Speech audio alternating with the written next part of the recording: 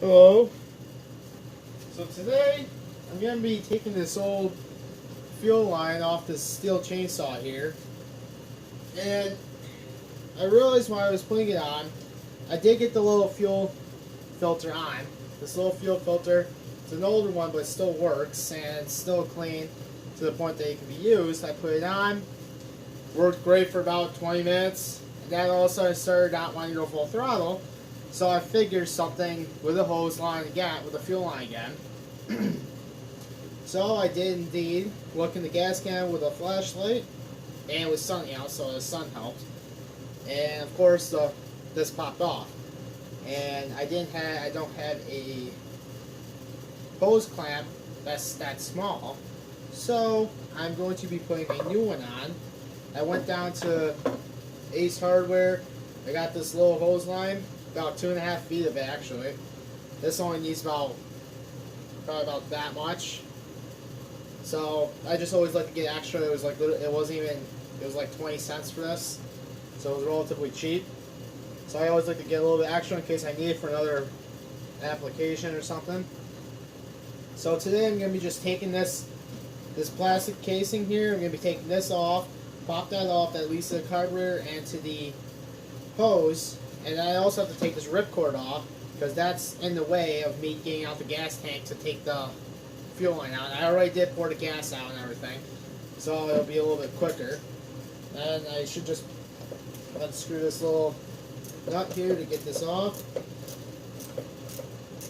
And the size nut this is a 5/16.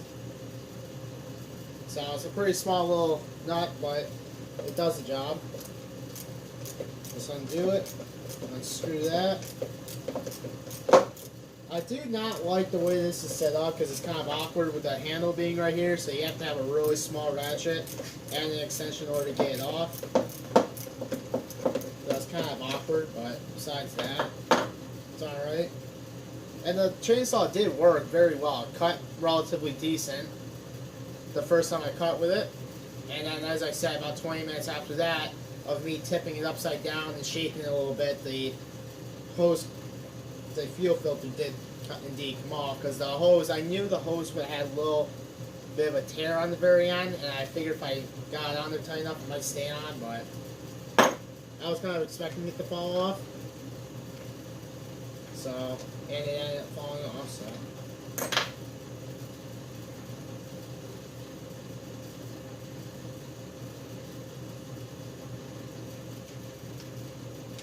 And there's the little nut. Put that there. I did check this already, make sure that this fit over here. It's actually relatively loose now that I look at it again. So I'm going to just pop it. That is kind of loose actually. That's just going to fall right off, isn't it? I've only got one idea here, because this was the smallest line they had. And I went to Lowe's and they didn't have anything smaller than this. So the only other option I would have is to go to somewhere like steel chainsaw dealership that might have the right size hose. But I have an idea I might be able to get this to stay on. Just 1 second, bear with me.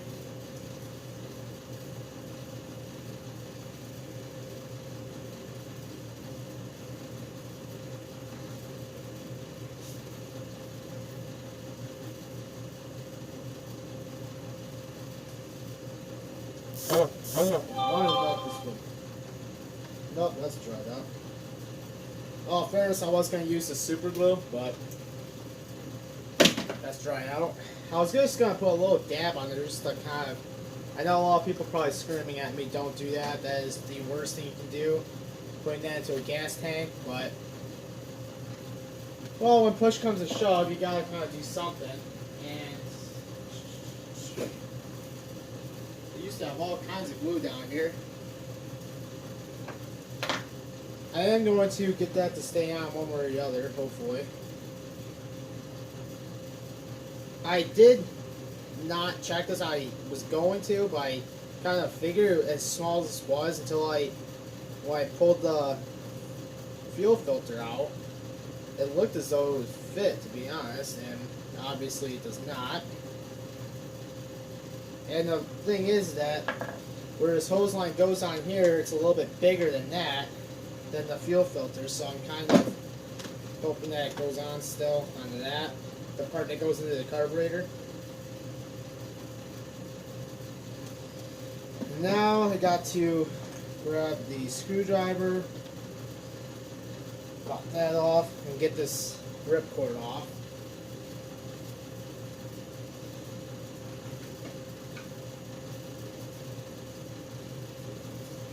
This ripcord.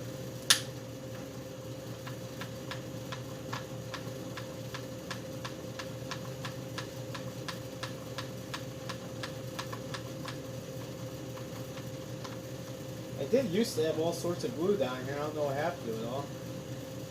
Used to have all kinds of glue around here. I know I have some upstairs in my kitchen area.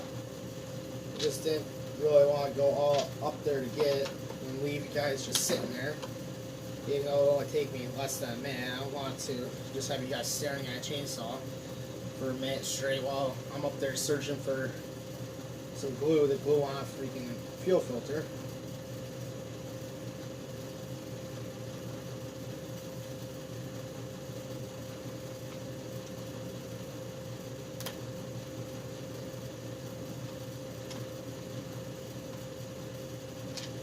You're probably wondering, maybe, what this is. This was indeed the old fuel. I know some of it just sprayed out a little bit. I just poured it in this little Tupperware, and it is dirty. Very, very dirty. Like when you hold it up to the light, you can see through it, but it's very, very, very dirty. And I think that's mostly due to the fact that the gas tank wasn't clean, like as clean as I thought it might have been. There might have been some dried stuff around the edges where I just couldn't see, and that just got into that, which is another reason you want this little fuel filter on there, because that, once all that little sediment stuff gets into your carburetor, it can screw up the carburetor, and I've mentioned it before, once it gets into your engine, and it starts screwing up the engine, you're pretty much toast.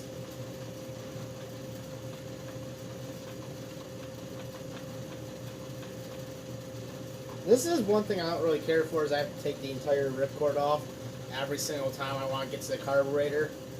On the Poland, the green one, that one was all you do is take the cover here off, and you take the air cleaner off, and you can get to the carburetor that way. It's quite a little bit quicker actually, but I guess this is just a little bit better of a system, as in making it tougher, I suppose. And honestly, at this point, I'm just tempted to cut this off. I really don't use this little plastic thing. It does kind of get in the way, so I'm just going to pop that off, because it just gets in the way of me taking this cap in and out. Especially when I have to take gas out or whatever, it spills all over the place. So having that little thing off there, so I can just put the cap on and take it off really easily, helps out a lot. And I kind of want to do the same thing with this oil filter, but the oil filter is a little bit different.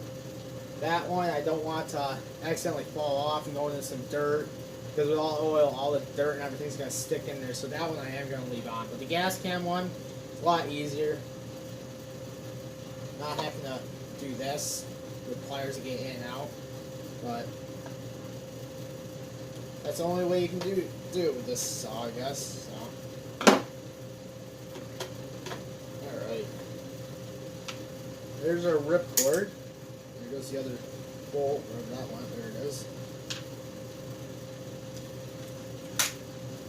All right. It's down in the chair there.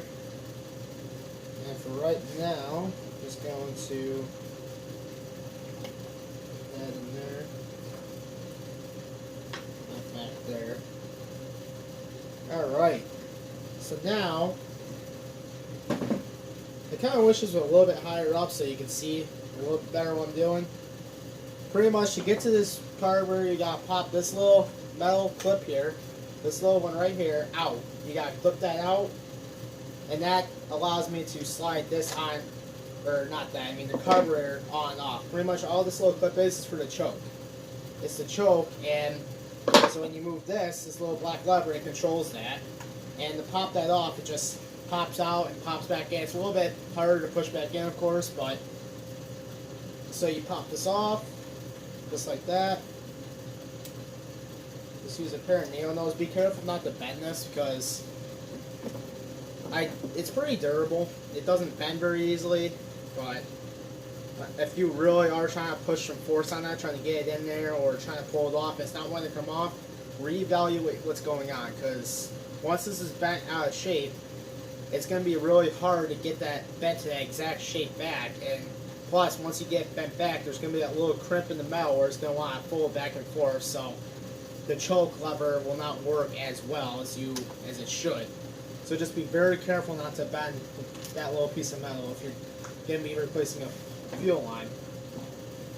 Now, just what I like to do is I like to just slide the carburetor up a little bit, just slide it up, and then grab this old fuel line and just pop it off with the nail nose, and that will allow me to take this gas tank out and further get the fuel line out of the gas tank. But you have to get it out of here first, and when I'm using nail nose pliers, I tend to be very careful because it can rip the fuel line, especially a very flexible rubber one like this. That's why I like these plastic ones. They tend to be a little bit more durable, especially when you're taking something on and off. The only bad thing is that once these things dry rot, they start cracking and they can get into your gasoline and everything. That is one bad thing, but if you keep your stuff running good and you take care of everything, that's not going to happen very often. It'll take a very long time for it to start breaking up like that. Especially if you keep your saws indoors or in a case where the sun's not getting to it and beating down on this, it'll last a lot longer. And the rubber one, it will do that, but it's a lot more prone to ripping or tearing when you have to remove it. So especially when they get really old. When they get really old, like 20, 30 years old, and nobody's ever replaced that, and you try to get that off, you're going to have one hard time getting it off without it ripping. Unless they keep it like oiled and clean and everything, then that's different. But you see how easily it just popped off? I didn't even have to pull on it. I barely even had to tug. It just came right off, which means it's kind of getting out of shape here.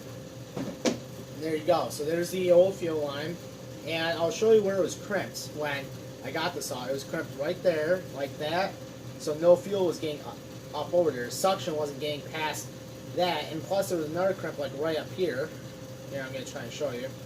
There was another crimp up here, about right there. So no air was getting in there to suck the gas in past the first crimp or the second one. So having two crimps on there wouldn't allow the air to come out to go in and suck it out.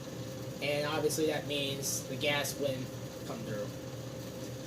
So that was the big problem. Now, I'm going to just pull this right on through here,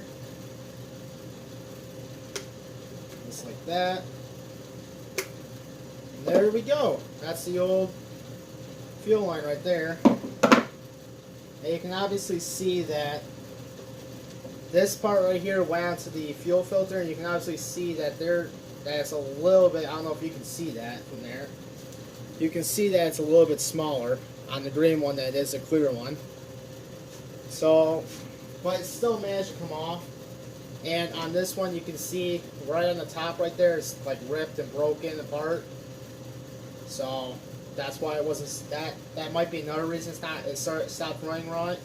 Stopped running right. I'm sorry. It didn't have a good seal, so some air was getting sucked in there, not enough gas. It was too rich, or yeah, too lean. Too lean. Lean is where there's too much air. I'm almost positive. Somebody leave that in the comments if I'm saying that wrong, please. But I'm almost positive too lean is too much air getting into the carburetor. Too rich is too much gasoline. So I am going to now just measure this kind of, and this is stretchy, so it does stretch a little bit.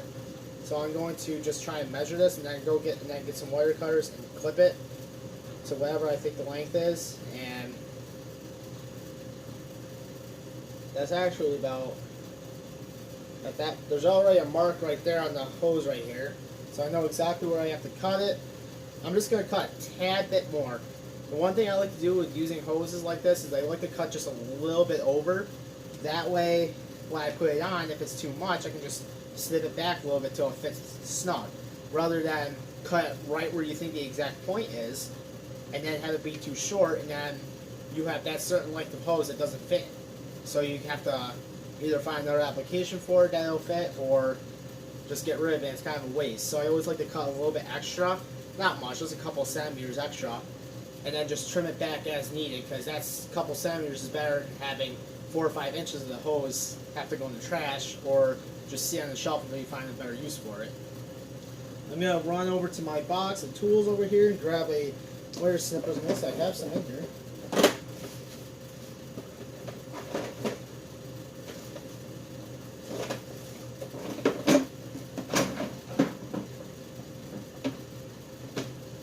Well, I don't have wire snippers, but I do have scissors, which will probably just about do the job. And there's the mark. See there's a little black letter in his right. There's a little black right there, a little black there, and one in the middle. Right in the middle is right where this rubber reached. So I'm just going to cut it right about 4 centimeters below that. Or about 2 centimeters, I'm sorry. Just cut that, like that. Now one thing I want to check just really quick is that it fits on there snug. It'll take some finagling, but it does fit right there onto the carburetor perfectly, actually. It fits darn well. That's going to be nice and snug on there. So now that just leaves the dreaded oil filter, or fuel filter, my bad. So what I'm thinking is I'm going to run upstairs. I'm going to make it very quick. It's going to be probably 30 seconds. Because I know right where the glue is. I know glue. That's one thing you don't want staying in your gasoline, especially when you have an engine like this where it uses mixed gas. The glue, if it starts to dissolve in the gasoline, then you're asking for problems. But the way I see it is that I'm going to just put enough to hold it on there. I'm not going to like saturate this entire fuel filter. I'm sorry. Keep messing up.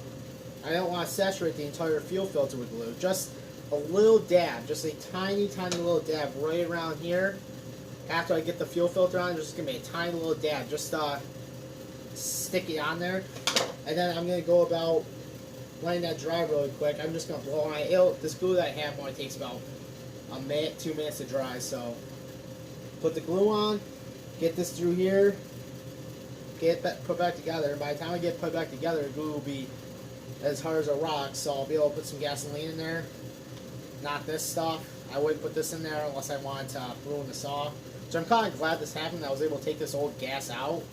It just looks like there's way too much oil almost, but it's not. That's just a bunch of black sediment and stuff that's in there. It possibly could have went into the carburetor and come back out when the chainsaw turned off and this fuel filter popped off. So it's kind of a good thing that's out. So I'm going to go grab that gas. Bear with me for about 30 seconds to a minute. Be right back.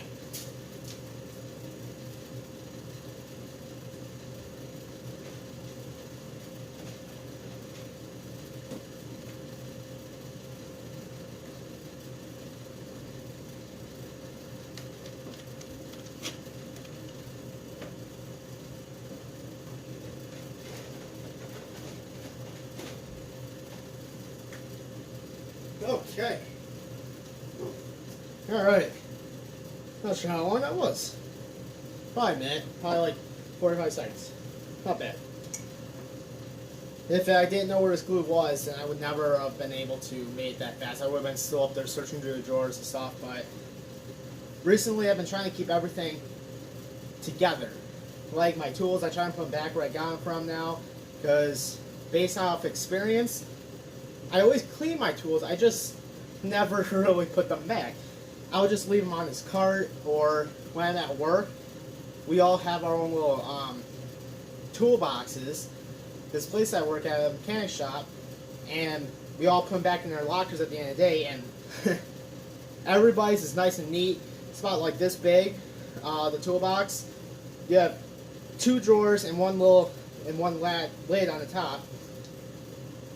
Mine was always a mess, and everybody else's was so neat. So while everybody else was doing something, and when I'm talking cars, these toolboxes aren't meant for, like, you know, taking a tire on and off. They don't have like an impact drill or anything there. That's for like the smaller, more fine stuff. And I would be searching through the tools while everybody else was just like, here's my tool, and get to work. I'd be like searching through, like, where is it? I know it's in here somewhere. Oh, there it is, way at the back there in the corner. So I'm trying to be more neat, which is the reason I was able to find this. And this is JB Weld professional grade. The only reason I'm using this is, to be perfectly honest, I did experiment with this glue in gasoline before with a lawnmower that the fuel line was cracked.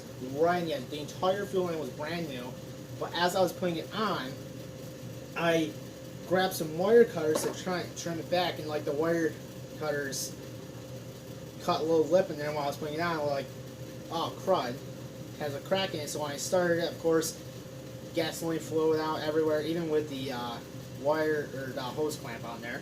So I put some on there, and the gasoline didn't do a thing to the glue, so it didn't disintegrate even after being used for probably the last 4 or 5 times I've mowed with it as a push mower. I mean, so I'm just gonna hope for the best that this doesn't do anything bad. Like I said, I'm not gonna saturate this. I'm just gonna put a little bit, just enough to hold this in place, really. It doesn't have to be a ton. It's just gotta be enough that when it dries, it'll hold itself in place. And that's another thing. Super glue is not really, you know, expensive, but I don't like wasting it if I don't have to. I'm not a very wasteful person. And pretty much with this glue, you just hold it in place, and with this, it's just gonna pretty much stay right in place. So just let that dry. And one thing I am gonna do, well, for right now, put that back on there so the gas leaks out, hopefully. I'm going to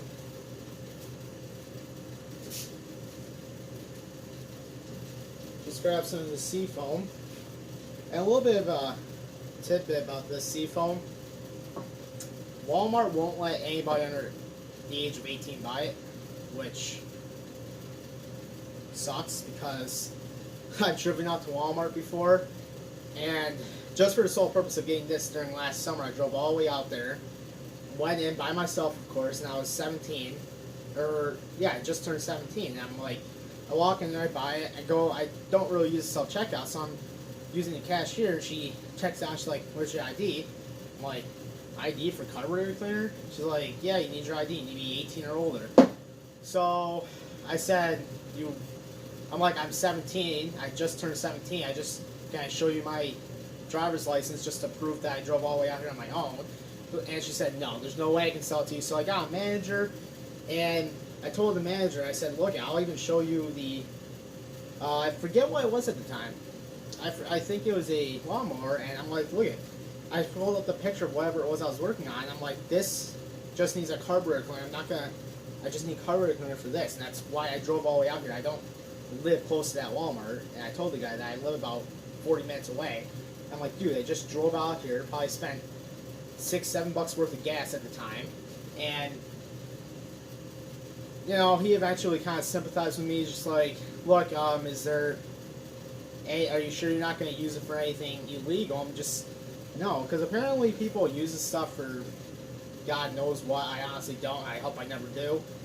I asked him, like, what is the big deal about carburetor? He's like, oh, drug use. That was pretty much the bland answer he gave me. So I'm just like, you know what, okay.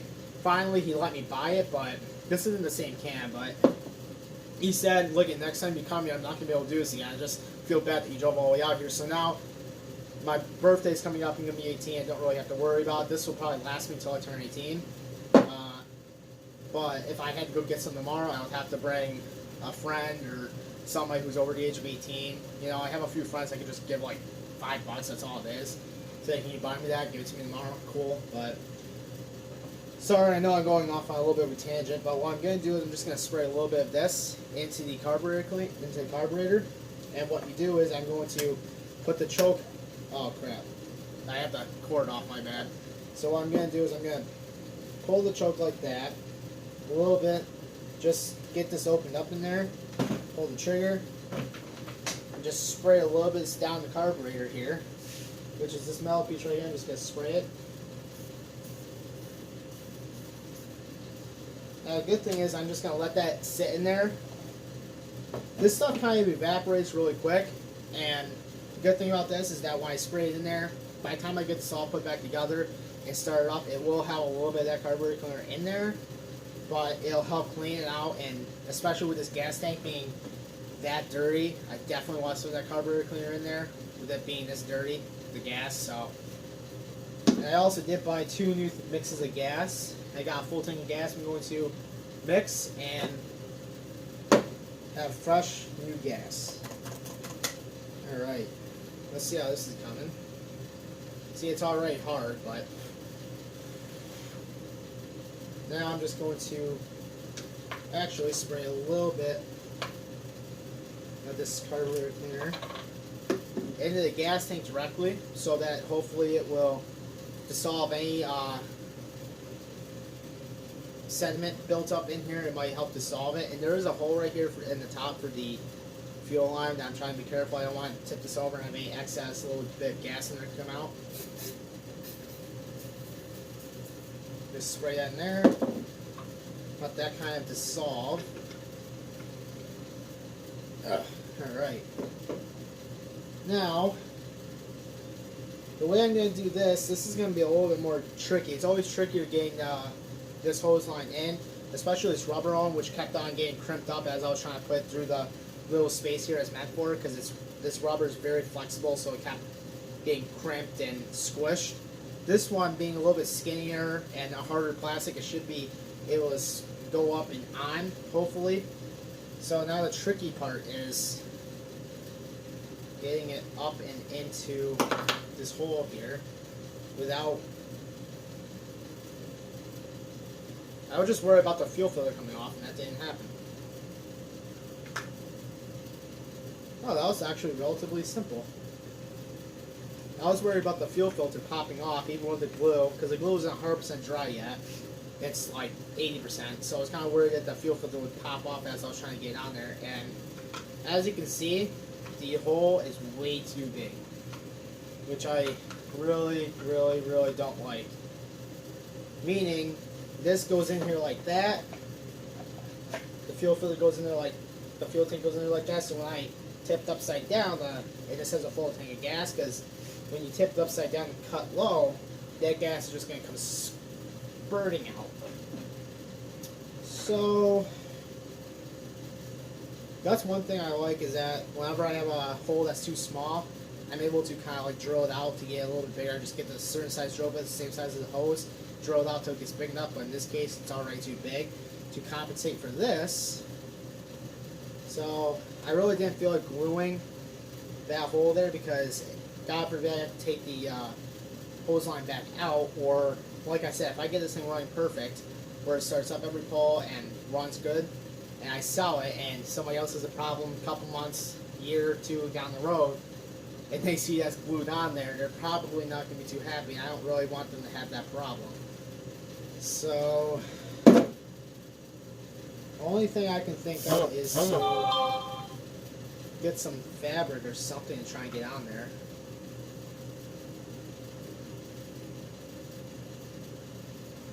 You know, I'm going to go ahead and make this a part 1 episode. I'm going to go ahead and just make this another part 1, and then continue to part 2 once I figure out what I'm going to do with this, because that's going to take some work to get going, and once I get that going, I will start the video again. I'll start a new video. So I will be back shortly, hopefully tonight, and I will have this video going for you guys, and on what I did. I'll show you what I did on this and how I got working. So this is going to be part 1. I hope you enjoyed it, and I will be back shortly with part 2. So Have a good night.